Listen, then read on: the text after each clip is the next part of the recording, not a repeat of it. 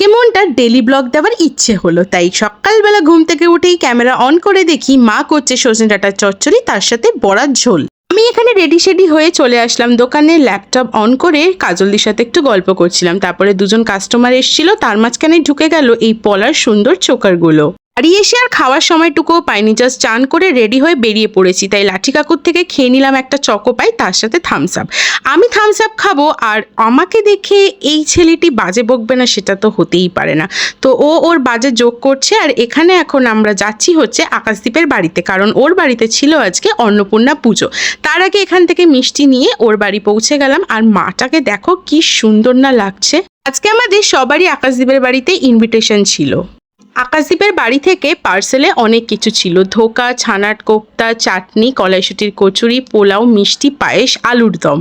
আজকের দিনটা শেষ করলাম মা অন্নপূর্ণার ভোগ খেয়ে। দেখা হচ্ছে আবার কালকের কোনো নতুন ব্লগে।